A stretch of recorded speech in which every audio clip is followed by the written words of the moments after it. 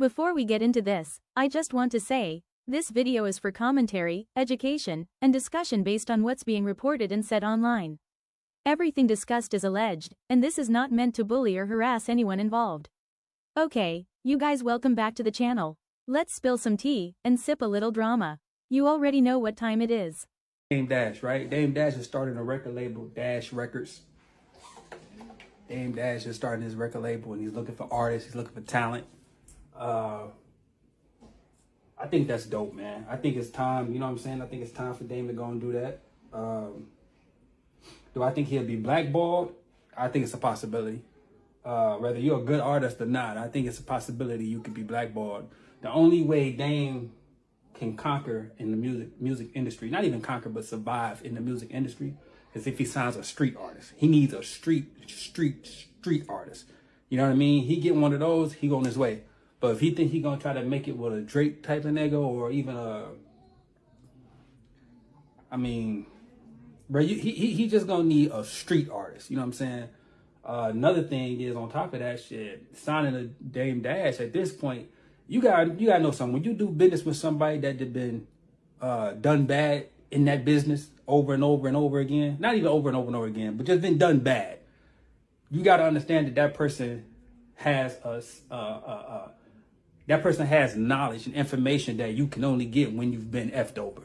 It's not knowledge and information he got from a book or knowledge or information he got from somebody. He's learned firsthand experience on what that means to be effed over in the industry and what that does. So will I sign to him? No, I wouldn't sign to him just for that simple fact, because in his mind, I can only assume that in his mind, he like, okay, I know what to do with him. Man, you gotta know this man had Jay-Z.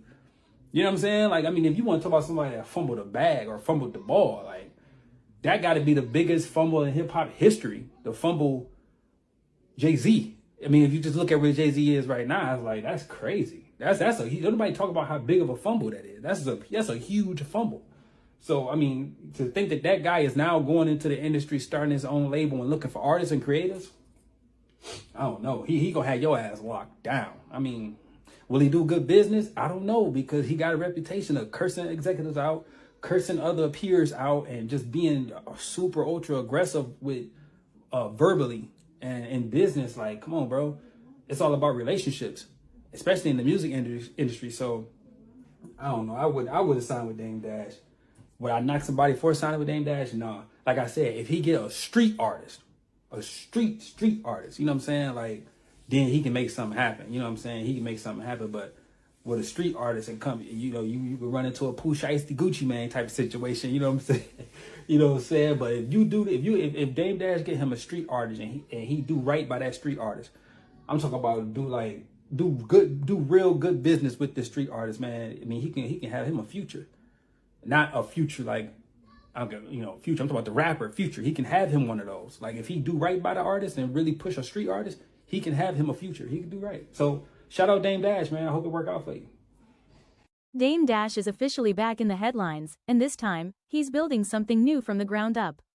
So here's what's going on. Dame has launched Dash Records, an independent creative venture he announced on Instagram, and he's positioning it as more than just a record label.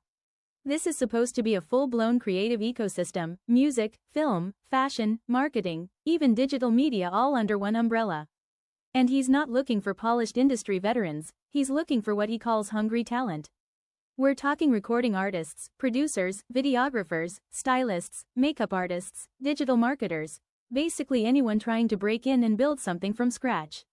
Applications are being sent directly to an email, dashrecordinglabel@gmail.com. But this launch isn't happening in a vacuum. Because at the same time Dash Records is rolling out, Dame Dash is also dealing with a very public financial storm, including reports of major debt and a court-ordered auction tied to his remaining business interests in Roc-A-Fella Records. And that brings us right back to the history that still follows him everywhere. For anyone who doesn't know, Dame Dash was one of the original co-founders of Roc-A-Fella Records alongside Jay-Z and Kareem Biggs Burke. Together, they helped shape one of the most influential labels in hip-hop history. But the split in the early 2000s turned into one of the most talked about breakups in music. Dame has long argued that he was pushed out as Jay-Z took a more corporate route, eventually becoming president of Def Jam, while securing control over key parts of the Roc-A-Fella catalog and brand. Jay-Z's camp, on the other hand, has consistently framed the split as business, saying Dame's management style and internal conflicts made the separation inevitable. Either way, the result was the same: Roc-A-Fella fractured, alliances shifted, and the legacy got divided in ways that still fuel debate today. The fallout was because Jay wanted to, he had 3 partners. Okay. He didn't want any. Oh. He didn't want to split the money 3 ways anymore. It's just a business. He made a move on us. It wasn't something I would do because I take business, a little personal when it comes to friendship. But that was really, that's why he won't talk about it, because he would have to be, you can't say it was anything I did. The fallout was because Jay wanted to, he had 3 partners. Okay. He didn't want any. Oh. He didn't want to split the money 3 ways anymore. It's just a business. He made a move on us. It wasn't something I would do because I take business, a little personal when it comes to friendship. But that was really, that's why he won't talk about it, because he would have to be, you can't say it was anything I did. Let's clear this up once and for all. The whole Dame Dash, Jay-Z feud. That's been out for a long time. I know you spoke on it before, but where did this come from, and what is the status of it? Well, if you see people like me and Dame, we'd be together every day, because our drive was for Roc-A-Fella. You know what I'm saying? So we ain't have anything else to do. So we'd be together every day. Every day, our waking day, we was worried about doing something else to make Roc-A-Fella grow. In the beginning, we'd jump in the van, we'd go to Maryland, we'd go anywhere. You know what I'm saying? And now we got our focus is everywhere. Different things. There's Roc-A-Wear, there's state property, there's Armadale, there's so many different things, as well as things that we always want to do on our own, which is, when people see that, it's drifting apart, we always been polar. D, who is the CEO of Rough Rider Records, states that Jay-Z and Dame Dash split because of Aaliyah and not because of any business practices or money. Now, the way he mentions Aaliyah is kind of crazy. Let me know what y'all think. How do you feel about Dame and Jay relationship? Like, when you were around them, was Dame and Jay cool before, or you could always tell that something would have fell out, or you just don't have any comment on it? I wasn't even paying that shit no mind. I don't know what they doing in there. I just go in there, but I was cool with both. I never sensed it was a problem. You know what I'm saying? But then I seen when I figured out at the end, if I would have seen that, I'd been like, oh yeah, that's going to crash. Because, see, it wasn't over the money in the business. From now that I know and I look at it, they could say this, they could say that, but when you do the history, the whole shit was probably over Aaliyah, whatever the fuck that was. He was fucking them, and he was fucking them, and then you start doing that, the shit gonna swerve. Easy, OG. Easy. That's the way it goes. You think so? I'm telling y'all, after I did my little work, and I said, what was that? Why they beefing? Then it started coming up that Hov was talking to Aaliyah first. Then Dame wound up getting on, and he started talking to her, so that's how they both was talking to her. So that's going to cause conflict no matter how you do it eventually.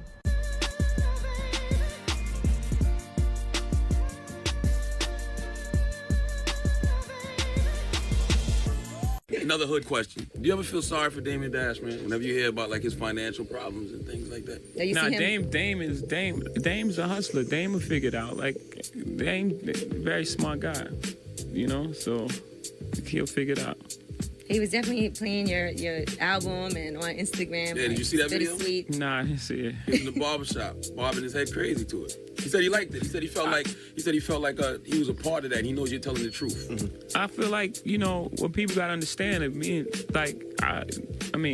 nothing gonna change the way I feel about Damon. No matter, no time or space, no separation or anything. I got love for Dame Dash the same way as I did before. I don't know if we can be around each other in that way because times have changed. And, he may be a totally different person. I know I'm a different person. But nothing can erase that era and the things that we, those times and those memories and those fights that we had, to get Roc-A-Fella where it was. It just is what it is. Nothing's going to change that. There'll be some, minor things in the middle that are getting away, but those things go away and then the relationship remains and those memories remain. We did something great. We built something that is going to be here forever, that's going to be talked about forever. That's foul. And I really never liked how he did Dame Dash. I feel like what they built was so important to the rap game and how they was brothers and how they built Roc-A-Fella, Roc-A-Wear, they did with the alcohol. I believe they were such, at one time, big brothers, you know what I'm saying, like brothers to each other. I don't see why Jay-Z would let this man fall off like that. Just on me knowing this guy built something with me, this guy was one of my best friends at one time, I'm not going to let him fall down. So to watch Dame Dash go through what Dame Dash going through. Dame Dash says Jay-Z put $10 million on his head. You had Dame Dash on a podcast, a political podcast, mind you, talking about Jay-Z once again, man. It seems like Dame Dash whole stick is talking about Jay-Z. Dame Dash is quick to tell you he ain't no internet nigga, but you always see him on the internet. He's always on somebody's podcast. Dame Dash will tell you, man, they ain't Harlem shit, man, talking about other grown men. I don't talk about other grown men. You know what I'm saying? I don't. And every time you look up, he's talking about a grown man.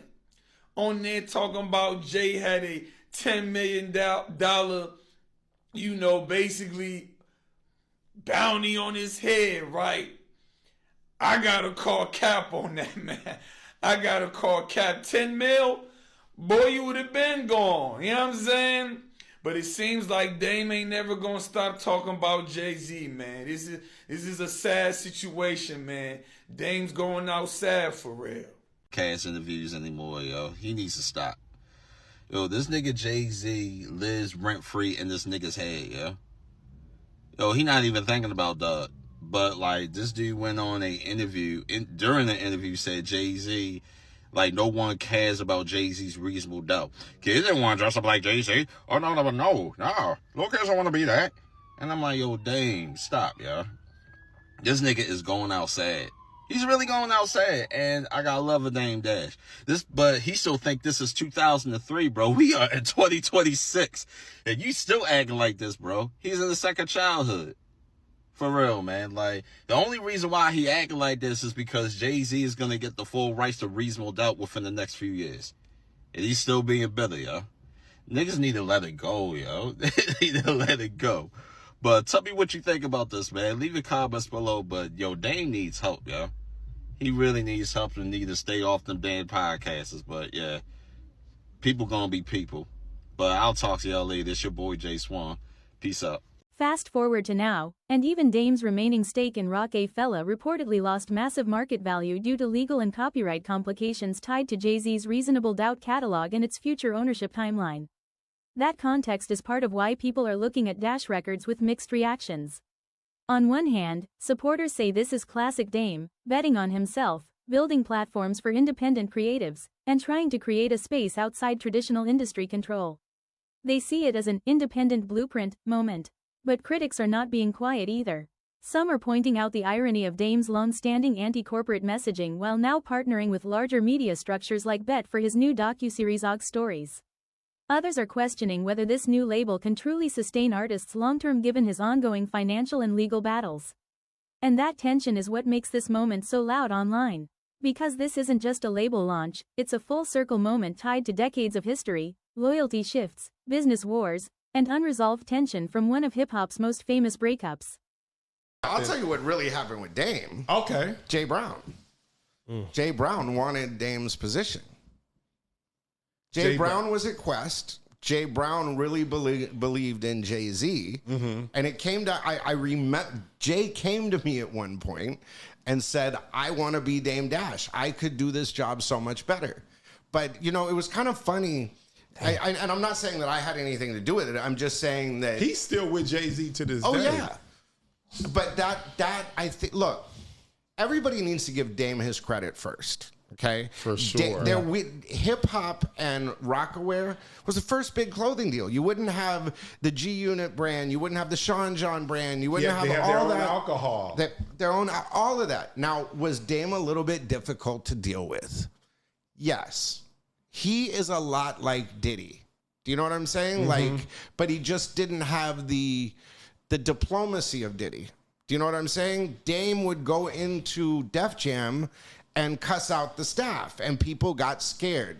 You can't do that around corporate people and expect to stay there. You know what I mean? So Jay Brown saw an opening, and he thinks like a businessman. You know, I mean, he's got Magic Johnson as basically a father-in-law. Do you know what I mean? He's got Quincy as basically a godfather. You know what I mean? He's got all of these opportunities. You see a person like Jay-Z who understands marketing more than he understands artistry. I mean, because look at Jay-Z's DNA. The flow is Biggie, the relationship is Beyonce for the marketing and that. Then you have the Ye, you have the Alicia Keys, you have the I mean, even look at the new press that's out. Oh, he's going to do the Super Bowl. Yeah. The guy's never had a #1 hit on his own. Like, nobody cares about Jay-Z as a rapper. No kid gives a fuck about Jay-Z. Hey, Dame. Hey, it's me again. I know we already talked about this. I know we already discussed this, but look, I just wanted you to see it, okay? Because it says Jay-Z has now earned 1 billion plus streams on Spotify in 2026 across all credits. And I know what you're going to say, Dame. Niggas don't even use Spotify. I know. But the people who are using it, Dame, he got 1 billion plus streams. I'm just saying, you said people don't care about Jay-Z. I want you to see that people care. Because look, I'm going to show you something else. Look, Damon, he's right there, number 8. Okay, he's on the list. Damon, people care. You said they don't care. He hasn't had an album out. Damon, he's number 8. All right, you said people don't care. Dame, they care. Okay, so when you say they don't care, I feel like that's the you thing. That's the you, Dame. Don't project, okay? Because I heard motherfuckers saying they made Hove, which made Hove say, okay, so make another Hove. Dame, you're gonna have to make another Hove because they care. Dame, we care. Now the question becomes, is Dash Records the start of Dame Dash reinventing his legacy? Or just another chapter in a very public, very complicated business story? Either way, all eyes are on it. And we'll be watching how this unfolds. Like, comment, and subscribe. Dame, first of all, you lying. You didn't sell Reasonable Doubt because you didn't care about that shit. You sold it because you need the money. You was actually trying to get at least $10 million for that. So let's go ahead and address that, like, off rip. Secondly, to say that nobody cares about Jay-Z, them shows that he got coming out prove you to be wrong. He sold out all 3 shows for, you know, again, for the celebration of Reasonable Doubt 30 years and Blueprint 25 years. I want this to be a lesson for a lot of niggas as they get older. You don't want to be Dame Dash as you get older in terms of being miserable. Dame Dash is a legend. You can't tell a story of hip-hop without Dame. You just simply can't do it. Great businessman. But Dame is miserable. And you don't want to be miserable as you get older. Whatever it is, we won't be able to see the golden years of Roc-A-Fella again. It's fine. But all this animosity, all this jealousy, all this hate and shit, like, you know, 10, 15 years ago, you know, the little playful, you know, hateful shit, you know, people got a couple of laughs at that. It was sad then, it's still sad now. It's still sad now. You might have keyed at a few jokes here and there and shit like that, but now it's really just sad, bro. You gotta let the shit, let it go. Let it the fuck go. Y'all had a great time. Y'all not cool no more. That man don't be speaking on you. So what else is there to address? But all this shit about you don't care about Reasonable Doubt, lie. You didn't sell it because you didn't give a fuck. Again, you need the money. And you wanted a certain amount, too, as well. Due to whatever financial issues you got. He probably said something slick about Jay-Z 2 months ago, maybe. I'm just guessing. I don't know. Jay hasn't spoken to him in 10 years. He's still talking about Jay. He'll still say something slick about Biggs. These don't say nothing to them. He don't even respond. He's still talking about him. Yo, grown men shouldn't talk about other grown men. Well, stop talking about these. They're not even responding to you. I talked about on the last episode, right? They had a Zoom call about because Jay-Z and Biggs wanted to buy the Dame's third of Roc-A-Fella from him for $1.5 million. He didn't want to sell it to him. But they had a Zoom call about it. Jay and Biggs and the lawyers and everybody was on the Zoom call. And Dame was trying to talk to them like, yo, y'all gonna let the lawyers do this to you? Yo, come on. Da-da-da. And Jay and Biggs was like this. Yo, y'all don't hear me talking to you? I'm trying. Jay-Z didn't get to the top of the game by letting anybody play him out of position. Cameron just dropped one of the most eye-opening stories yet about what really went down when Dame Dash tried to push too hard on the deal.